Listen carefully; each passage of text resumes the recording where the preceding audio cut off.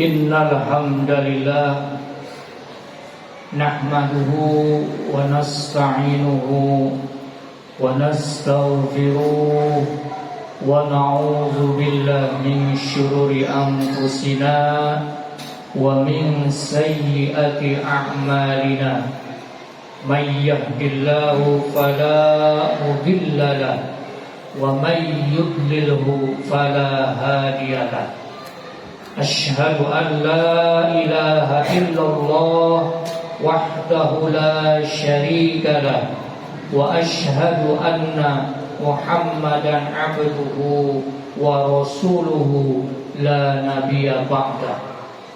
Allahumma shalli ala sayyidina Muhammadin ballighir risalah wa addal amanah wa nasahal ummah wa ala alihi wa ashabihi wa man da'a bi da'wati wa jahada haqqa jihadi wa man tabi'ahum bi ihsanin ila yaumil qiyamah.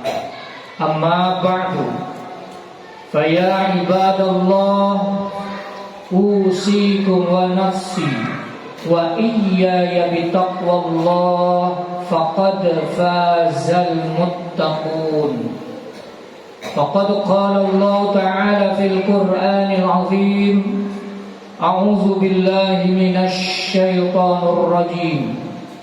Al-yawma akmaltu lakum dinakum wa atmamtu 'alaikum ni'mati wa raditu lakumul Islam dinan. Al-ayat. Shadaqallahu azim. Alhamdulillahi rabbil alamin.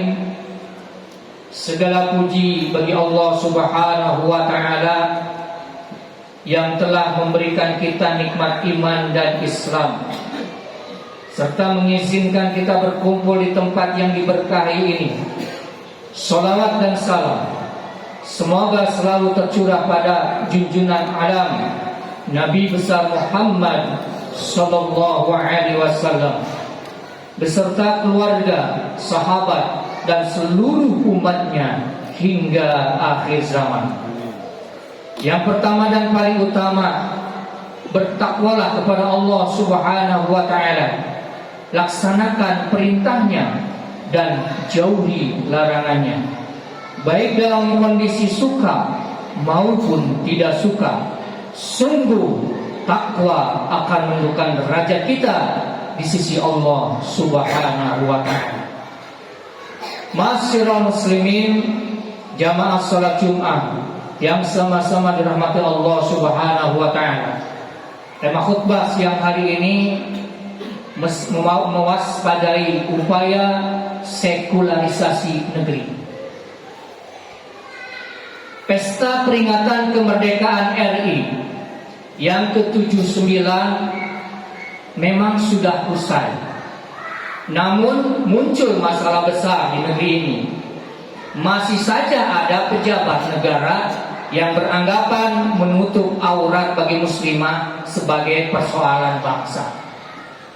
Pelarangan kerudung bagi 18 siswi muslimah, anggota pasukan pengibar bendera pusaka Paskibraka di IKN oleh Badan Pembina Ideologi Pancasila BPIP menimbulkan kecaman dari berbagai pihak termasuk Majelis Ulama Indonesia. Mereka mengkritik keras kebijakan yang melarang penggunaan kerudung dengan alasan menyeragamkan pakaian Paskibra 2024. Setelah mendapat tekanan, akhirnya para siswi diizinkan mengenakan kembali kerudung mereka pada upacara kemerdekaan RI ke-79. Alasan BPIP yang menggunakan semangat Bhinneka Tunggal Ika untuk menjustifikasi pelarangan kerudung dianggap cacat logika karena kontradiktif dengan prinsip menghormati keragaman. Larangan ini tidak hanya mengabaikan busana muslimah sebagai bagian dari keragaman, tetapi juga melanggar hak warga negara untuk menjalankan aturan agama yang dipimpin oleh Undang-Undang Dasar 1945. Menutup aurat adalah perintah wajib di dalam Islam dan tidak bisa disamakan dengan atribut pakaian lain yang bisa dilepas kapan saja. Masyarul muslimin, jamaah salat Jumat yang sama-sama dirahmati Allah Subhanahu wa taala. Dengan membaca kronologi kejadian ini, terlihat ada upaya disengaja untuk menghalangi para siswi muslimah menjalankan kewajiban agama dalam menutup aurat serta mendesakralisasi simbol-simbol agama seperti jilbab dan kerudung.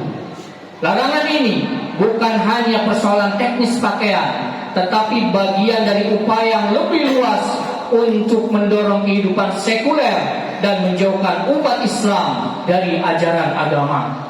Sekularisme yang menolak campur tangan agama dalam kehidupan, kecuali dalam urusan ibadah, adalah paham yang datang dari Barat dan menentang agama sebagai aturan hidup. BPIP sebelumnya juga telah beberapa kali mendiskreditkan Islam, seperti ketika Kepala BPIP menyatakan agama sebagai musuh Pancasila dan mengkritik fatwa MUI yang mengharamkan ucapan salam lintas agama. Meskipun pejabat dan politisi Indonesia tidak secara terbuka mengakui negara ini menganut paham sekularisme, fakta menunjukkan bahwa banyak aturan dan standar moral yang diterapkan justru jauh dari nilai-nilai agama. Contohnya adalah Peraturan Pemerintah Nomor 28 Tahun 2024 tentang layanan kesehatan reproduksi bagi remaja yang diatur tanpa mempertimbangkan keharaman zina dan aborsi dalam agama.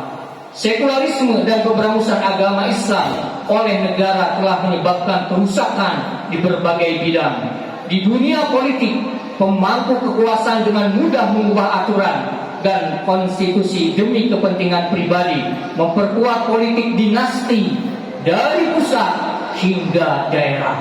Korupsi semakin merajalela, bahkan lembaga pemberantasan korupsi KPK sendiri digerogoti oleh praktik korupsi internal.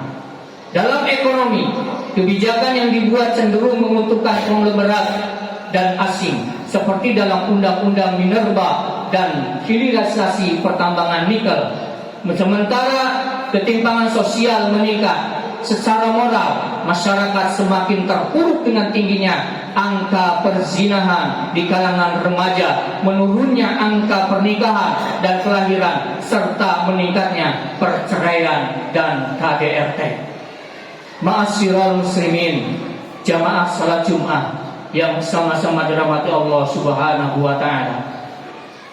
Ketaatan kepada Allah dan Rasul-Nya adalah kewajiban mutlak bagi setiap muslim, siapapun mereka, karena semua perbuatan akan dimintai pertanggungjawaban oleh Allah Subhanahu wa taala kelak di hadapannya. Allah Subhanahu wa taala berfirman, A'udzubillahi minasyaitonir rajim. Wa ma kana lil mu'minin wa la mu'minatin idza qadallahu wa rasuluhu amran ay yakuna lahumul khiyaratu min amrihim wa may ya'sillaha wa rasulahu faqad dhalla dhalalan mubina. Dan tidaklah patut seorang laki-laki mukmin maupun perempuan mukminah jika Allah dan Rasul-Nya telah menetapkan suatu ketetapan, akan ada bagi mereka pilihan lain dalam urusan mereka. Wa may ya'sillaha wa rasulahu faqad dhalla dhalalan mubina. Barang siapa yang durhaka, tidak mau menjalankan perintah Allah dan Rasul-Nya, sungguh dia telah sesat yang nyata. Quran Surat Al-Ahzab ayat 36. Ada dua alasan utama mengapa kaum muslim menolak sekularisme dan berpegang teguh pada ajaran Islam. Pertama, Islam adalah agama yang kompatibel sepanjang sejarah. dengan syariah yang mampu menjawab berbagai persoalan kekinian seperti uang elektronik, bayi tabung, dan PLTN. Berbeda dengan agama lain, syariat Islam tidak hanya mengatur akhlak dan ibadah, tetapi juga memberikan panduan lengkap untuk semua aspek kehidupan. Yang kedua, hukum Islam memiliki mekanisme pencegahan terhadap kezaliman, baik oleh individu maupun penguasa, melalui unsur takwa dan kewajiban amar ma'ruf nahi mungkar. Standar moral Islam yang jelas, yaitu halal dan haram. Mencegah munculnya penguasa yang pragmatis atau otoriter. Sejarah telah membuktikan bahwa Islam membawa keadilan dan keamanan bagi seluruh umat manusia. Oleh karena itu, sudah saatnya kaum muslimin sama-sama kita menegakkan Islam sebagai aturan kehidupan yang sempurna, sebagaimana Allah Subhanahu wa taala firmankan, A'udzubillahi minasyaitonir rajim. Al-yawma akmaltu lakum dinakum wa atmamtu 'alaikum ni'mati wa raditu lakumul Islam madina. Pada hari ini Islam telah aku sempurnakan sebagai agama untuk kalian, dan aku berikan nikmat bagi kalian. Wa raditu lakumul Islam madina, dan aku ridhoi Islam sebagai agama untuk kalian.